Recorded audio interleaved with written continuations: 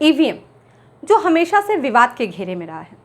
अभी चुनाव चल रहा है और फिर चुनाव के बाद परिणाम घोषित होगा, और कोई भी चुनाव, जब भी चुनाव होता है तो उस चुनाव के बाद जब भी परिणाम आते हैं तो वहाँ पर ईवीएम को लेकर जो विपक्ष है या कई राजनीतिक दल है इस पर सवाल उठाते हैं। हमेशा से इस पर क्वेश्चन मार्क उठते रहा है शुरू से ही। अभी जैसे कांग्रेस या अन्य राजनीतिक दल भी इस पर क्वेश्चन मार्क उठा रहे हैं। एक समय में कांग्रेस की सरकार थी तो बीजेपी वाले विपक्ष में थे और वो वहाँ पर सवाल उठाते थे। तो ऐसे कई विवाद उठते आए हैं ईवीएम को लेकर शुरुआती दौर से ही, और इसके बीच में ही जब भी ऐसा कोई विवाद होता है तो सुप्रीम कोर्ट वहाँ पर अपना निर्णय सुनाती है किसी भी ऐसे विवाद को लेकर। तो सुप्रीम कोर्ट का क्या निर्णय रहा है या सुप्रीम कोर्ट ने यहाँ पर चुनाव आयोग को क्या सलाह दी है, उन सारी चीज़ों को हम लोग यहाँ पर कवर अप करेंगे।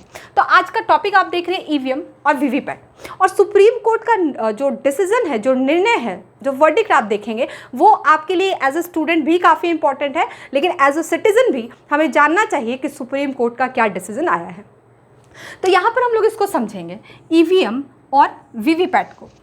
अभी लोकसभा का चुनाव चल रहा है, कई लोगों ने यहाँ पर अपने मत, अपने वोट दे दिए, लेकिन कई लोग हैं जिन्होंने अभी वोट नहीं भी दिया होगा। तो जो लोग वोट देकर आ चुके हैं उन्होंने देखा होगा, या मैं ये भी दावे से कह सकती हूँ कि बहुत लोगों ने नहीं भी देखा होगा, क्योंकि मैं बात कर रही हूँ क्या नहीं देखा होगा, तो वीवीपैट। ठीक है, तो पहले हम लोग एक इजी लैंग्वेज में ईवीएम को भी समझेंगे और फिर वीवीपैट को समझेंगे, और फिर इसके पूरे आप कह सकते हैं जो बैकग्राउंड है उसको हम लोग समझेंगे कि आखिर ईवीएम क्यों आया, इसके आने के पीछे का क्या कारण रहा था।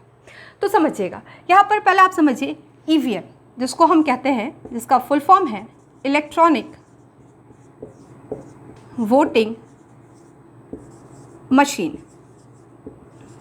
इलेक्ट्रॉनिक वोटिंग मशीन, मुझे नहीं लगता इस नाम को आपको बहुत एक्सप्लेन करने की ज़रूरत है। क्या है ये? एक वोटिंग मशीन है, लेकिन कैसी वोटिंग मशीन है? तो इलेक्ट्रॉनिक है।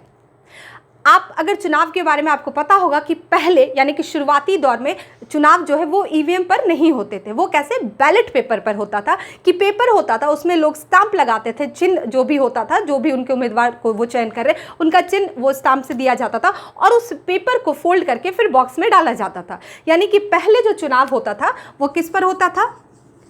बैलेट पेपर पर, बैलेट पेपर पर। लेकिन अब क्या व्यवस्था आ गई? अब एक वोटिंग मशीन आ गई। कैसी? इलेक्ट्रॉनिक वोटिंग मशीन, यानी कि वो अब एक इलेक्ट्रॉनिक फॉर्म में वो आ गया। ठीक है, that is electronic voting machine यानी कि ईवीएम। ठीक है, और यहाँ पर वीवीपैट, तो मैंने बोला कि आप चुनाव अभी वोट देने गए होंगे तो आपके सामने एक मशीन होगी, ईवीएम मशीन, और वहाँ पर उम्मीदवार के नाम होंगे और उनके सामने में उनका चिन्ह होगा। आप जिस भी उम्मीदवार को वोट देंगे वहाँ पर आप उनके सामने उस उम्मीदवार के सामने जो बटन दिया रहता है आप उस बटन को दबाते हैं, और उस बटन के दबाने के बाद क्या होता है? आपने यहाँ पर उम्मीदवार चुना, और यहाँ पर जो वीवीपैट है, मैं थोड़ा सा वीवीपैट को एक्सप्लेन कर देती हूँ, फिर हम लोग दोनों को लिंक करके समझेंगे। वीवीपैट की बात करें, अगर आम भाषा में मैं बताऊँ इसको, तो आप इसको एक पर्ची समझिए। वीवीपैट क्या है? एक पर्ची। पहले हम लोग वीवीपैट के फुल फॉर्म को देख लेते हैं कि इसका फुल फॉर्म क्या है।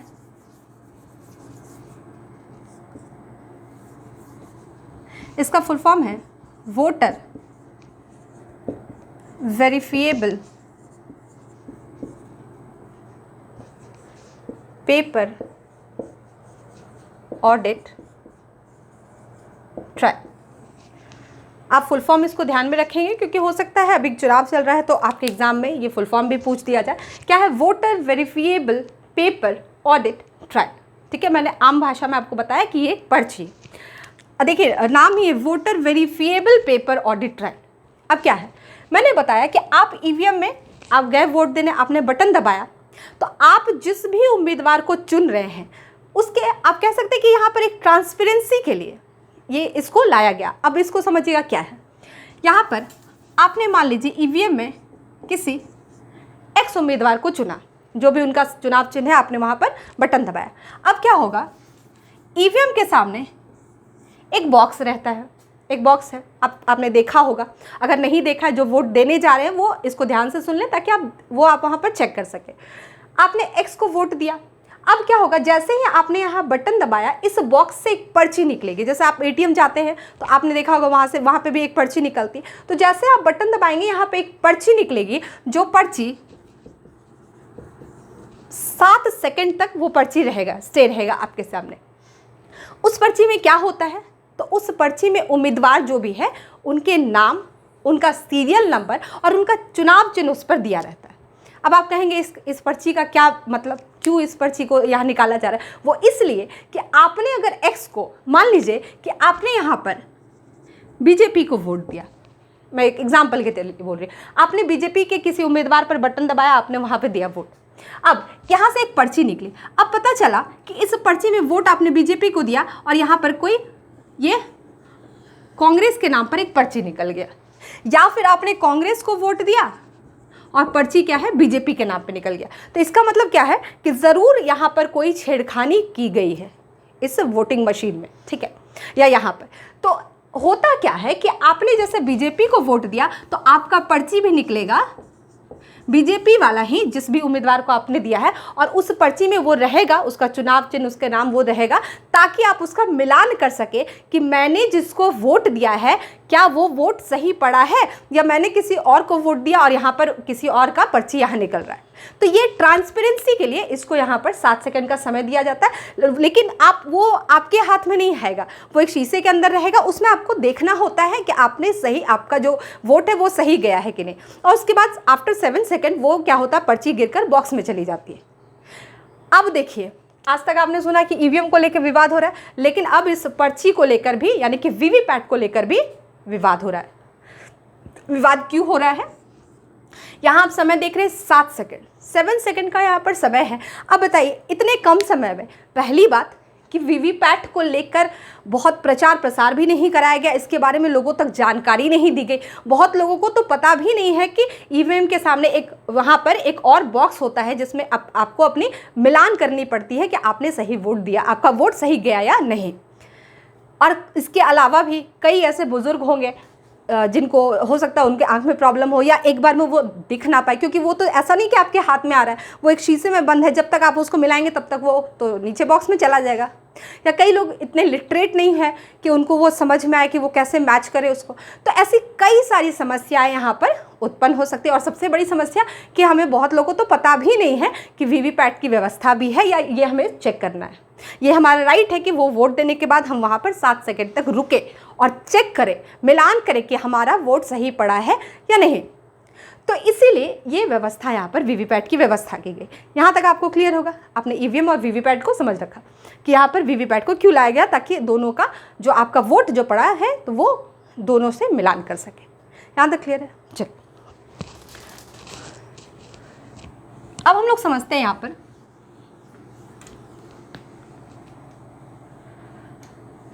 मैंने बोला कि यहाँ पर शुरू से ही ईवीएम जब से आया है तब से यहाँ पर विवाद हो रहे हैं, ईवीएम को लेकर हमेशा से सवाल रहा है, ठीक है। तो पहले हम लोग समझते हैं कि जो ईवीएम है इसकी शुरुआत कब से हुई, कब से ये ईवीएम की व्यवस्था चल रही है, और क्या क्या फिर उसके बाद विवाद फिर हुए हैं। तो चलिए समझते हैं। यहाँ पर 1982 में सबसे पहली बार ईवीएम का प्रयोग किया गया। 1982 में सबसे पहली बार ईवीएम का प्रयोग किया गया, ठीक है। ईवीएम, चलिए मैं ये भी लिख देती हूँ, कहाँ पर, पेरावूर, ये आपका केरल में पड़ता है, ये आपका केरल में पड़ता है, एक असेंबली कॉन्स्टिट्यूएंसी है, ठीक है। तो यहाँ पर एक प्रयोग के तौर पर ईवीएम को लाया गया, यहाँ पर चुनाव, इससे ईवीएम के द्वारा ये चुनाव कराया गया। कब? 1982 में, ये आप ध्यान रखेंगे, ठीक है। लेकिन इस चुनाव को फिर रद्द कर दिया गया, ठीक है। ये एक उपचुनाव हुआ था, ये ध्यान रखेंगे, उपचुनाव हुआ था, लेकिन इसको सुप्रीम कोर्ट ने क्या कर दिया, इस चुनाव को रद्द कर दिया, ठीक है। तो सुप्रीम कोर्ट का यहाँ पर तर्क क्या था रद्द करने के पीछे? सुप्रीम कोर्ट का कहना था कि हमारा जो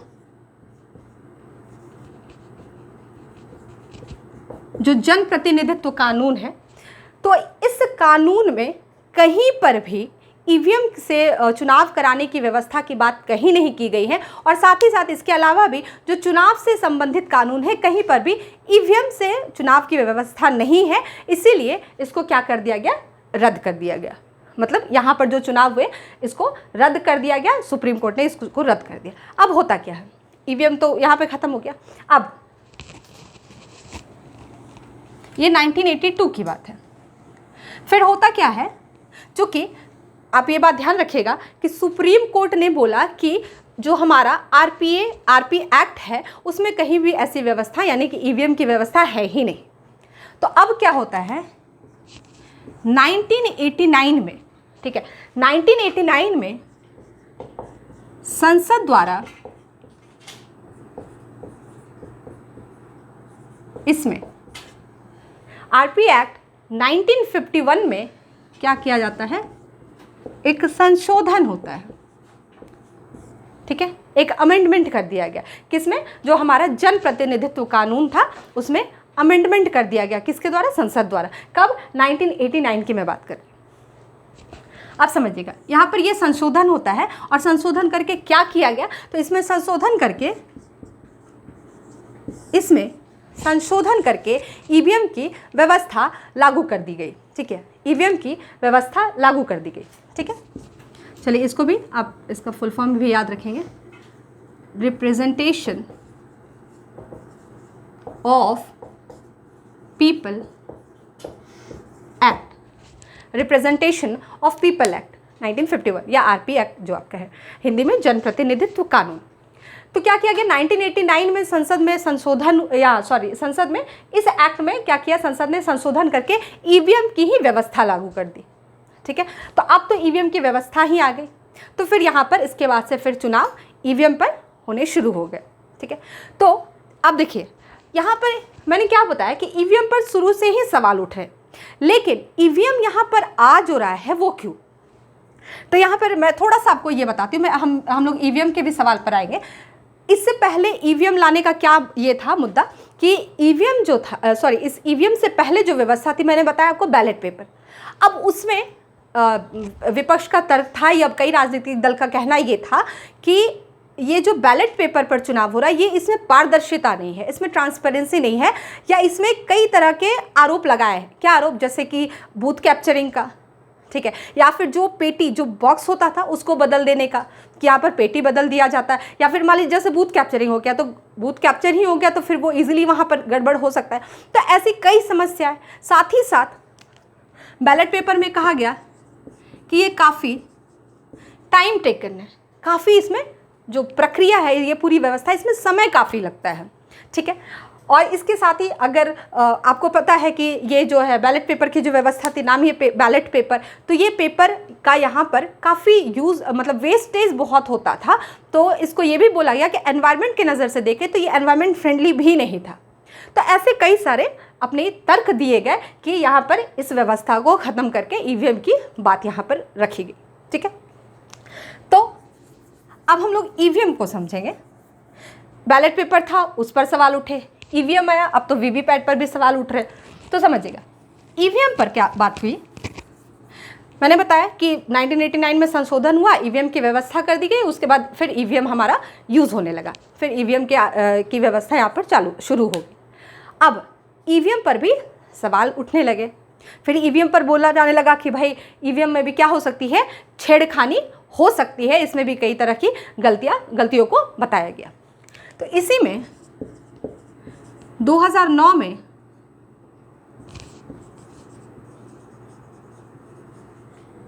यहाँ पे 2009 में सुब्रमण्यम स्वामी, बीजेपी के नेता है, ठीक है, सुब्रमण्यम स्वामी द्वारा एक याचिका, एक पिटीशन दायर किया गया, ठीक है। एक याचिका ये दायर करते हैं कहाँ पर, दिल्ली हाई कोर्ट में। इन्होंने एक याचिका दायर की दिल्ली हाई कोर्ट में, और इनका कहना था, इनकी याचिका जो थी ये इनका कहना था कि जो ईवीएम जो है उसमें भी छेड़खानी हो सकती है, तो उसकी ट्रांसपेरेंसी को बनाए रखने के लिए एक कोई पेपर ट्रायल जैसी व्यवस्था भी क्या है, होनी चाहिए। ये इनका याचिका था, ठीक है। तो इसमें 2009 में ये पिटीशन जाता है दिल्ली हाई कोर्ट में, लेकिन दिल्ली हाई कोर्ट ने इनके पिटीशन को क्या किया, रद्द कर दिया। दिल्ली हाई कोर्ट से ये पिटीशन रद्द हो गया। फिर सुब्रमण्यम स्वामी ने क्या किया, फिर ये गए सुप्रीम कोर्ट। सुप्रीम कोर्ट में भी इन्होंने यही याचिका की कि भाई ऐसी कोई पेपर ट्रायल जैसी व्यवस्था होनी चाहिए ईवीएम के साथ साथ।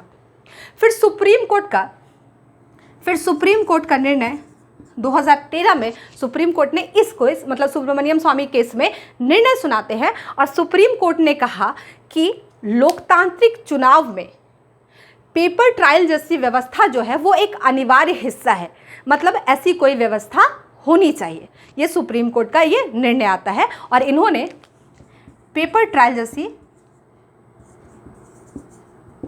व्यवस्था का समर्थन किया, मतलब एक निर्णय में इन्होंने बोला कि ऐसी कोई व्यवस्था हमारे लोकतांत्रिक चुनाव में होना चाहिए, ठीक है। और फिर सुप्रीम कोर्ट ने चुनाव आयोग को ये निर्देश दिया कि आप ऐसी कोई व्यवस्था करें, पेपर ट्रायल जैसी कोई यहाँ पर व्यवस्था करें, ठीक है। तो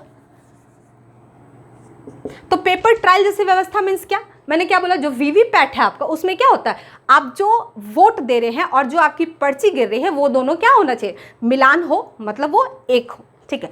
तो यहाँ पर इलेक्शन कमीशन ऑफ इंडिया ने गाइडलाइन नंबर 16.6 जारी किया, ठीक है, जारी किया। तो सुप्रीम कोर्ट के निर्णय पर सुप्रीम कोर्ट ने जब बोला कि इलेक्शन कमीशन को कि आप क्या करें, ऐसी व्यवस्था कोई करे, तो यहाँ पर इलेक्शन कमीशन ऑफ इंडिया ने गाइडलाइन नंबर, याद रखेंगे, 16.6 जारी किया। और इसमें क्या कहा गया, तो इसमें बोला गया कि पेपर ट्रायल जैसी ऐसी व्यवस्था की गई और इसमें बोला गया कि अब पर असेंबली कॉन्स्टिट्यूएंसी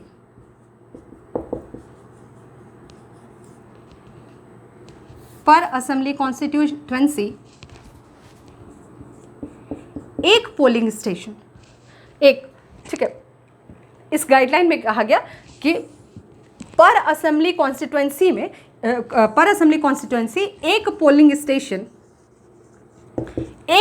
स्टेशन पर क्या होगा, ईवीएम और वीवीपैट इन दोनों का मिलान किया जाएगा। यानी ईवीएम की जितनी पर्ची है, मान लीजिए जितने ईवीएम में वोट पड़े उतनी ही पर्ची क्या होनी चाहिए, वीवीपैट से निकलनी चाहिए, मतलब इन दोनों का मिलान हो। और ये एक आप कह सकते हैं कि एक मतलब चेक करने के लिए कि हाँ चलो, अगर एक पोलिंग स्टेशन पर यहाँ पर सही है तो इट मीन्स कि सही ही होगा, एक ट्रायल के रूप में यहाँ पर ये आप कह सकते हैं। तो यहाँ पर ये बोला गया, ठीक है। लेकिन अभी भी कई लोग थे जो संतुष्ट नहीं हुए, ठीक है, यहाँ पर ये निर्णय तो आता है। लेकिन सॉरी, इसके बाद ही क्या होता है कि फिर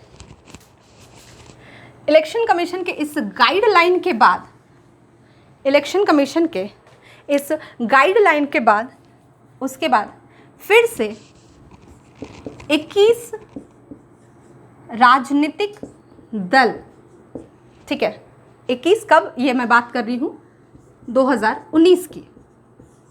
फिर 2019 में 21 राजनीतिक दल ने मिलकर एक पिटीशन दायर किया सुप्रीम कोर्ट में, ठीक है, इन्होंने पिटीशन दायर किया सुप्रीम कोर्ट में। लेकिन जो इसके मुख्य पिटिशनर जो थे, जो मुख्य याचिकाकर्ता जो थे, वो थे एन चंद्रबाबू नायडू,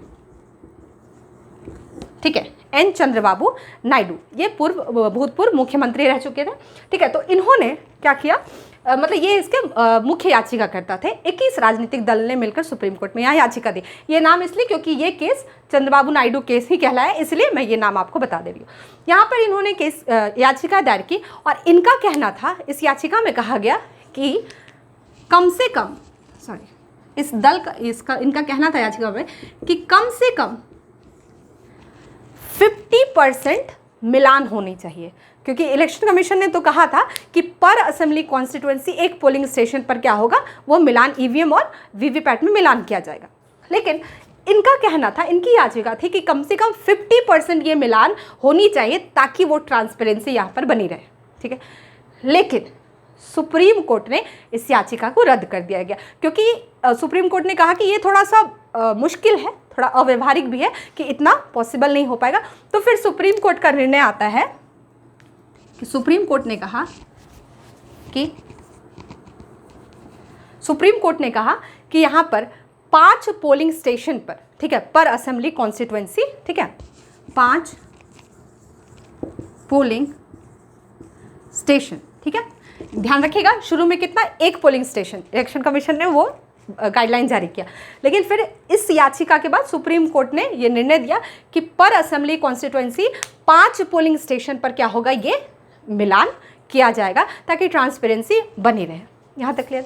तो ये सारा कुछ, ये इसका पूरा बैकग्राउंड रहा था कि यहाँ पर ईवीएम को लेकर जो विवाद हुए और सुप्रीम कोर्ट ने समय समय पर यहाँ पर अपने निर्णय दिए। ठीक है, अब इसके साथ ही साथ सुप्रीम कोर्ट का ये निर्णय आया, सुप्रीम कोर्ट ने कुछ सुझाव भी दिए, और लेकिन और एक बात और बहुत अच्छी बात कही यहाँ पे सुप्रीम कोर्ट ने, ताकि जो विपक्ष में है या जो अन्य राजनीतिक दल जो इस पर सवाल उठा रहे हैं उनकी सहूलियत के लिए क्या किया गया कि कहा गया, क्योंकि देखिए विवाद कब होता है, जब रिजल्ट की घोषणा होती है, और जब रिजल्ट की घोषणा के बाद ही लोग ईवीएम पर सवाल उठाते हैं कि भाई यहाँ तो गड़बड़ थी। ठीक है, तो अब क्या सुप्रीम कोर्ट ने कहा कि चुनाव परिणाम, यानी कि जब रिजल्ट होगा कि चुनाव परिणाम जब निकला उसके 7 दिन तक, विदिन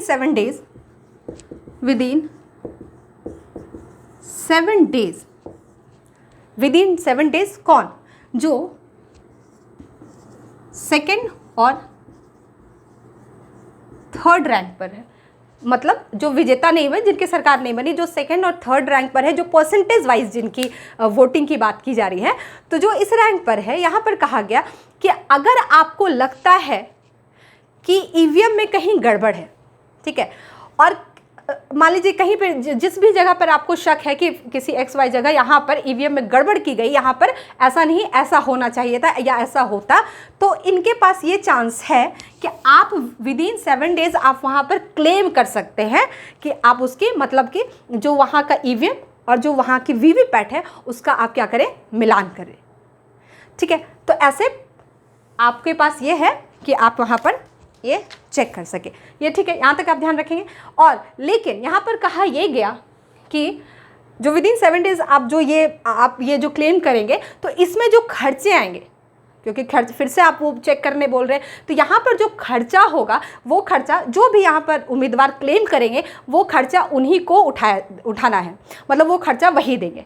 और ये क्लेम करने के बाद, मान लीजिए ये क्लेम करने के बाद जब मान लीजिए उनका क्लेम सही निकला, किसी ईवीएम और वीवीपैट के मिलान में वहाँ पर कुछ गड़बड़ी हो गई, तो कुछ गड़बड़ी हो गई इसका मतलब उनका क्लेम सही था, तो वो सारे खर्चे जो उस उम्मीदवार ने उठाया था वो उनको वापस मिल जाएगा, वरना वो सारे पैसे उनके चले जाएंगे। तो यहाँ पर ये एक सुविधा दी गई कि आप यहाँ पर मतलब रैंडम किसी भी 5 पोलिंग स्टेशन पर आप क्या करा सकते हैं, जहाँ पर आपको लग रहा है कि शक है कि चलो यहाँ पर हो सकता है कुछ गड़बड़ है, तो वहाँ पर सुप्रीम कोर्ट ने ये रियायत दिया कि आप वहाँ पर चेक करवा सकते हैं, लेकिन शुरुआती में आपको खर्च लगे।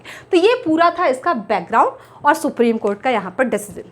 ठीक है, फिर अब वीवीपैट को लेकर चल रहा है, अगर आगे कुछ ऐसा सुप्रीम कोर्ट का डिसीजन आता तो फिर हम लोग उसको पढ़ेंगे। ठीक है, चलिए फिर मिलते हैं हम लोग नेक्स्ट टॉपिक के साथ, तब तक के लिए thank you, have a nice day.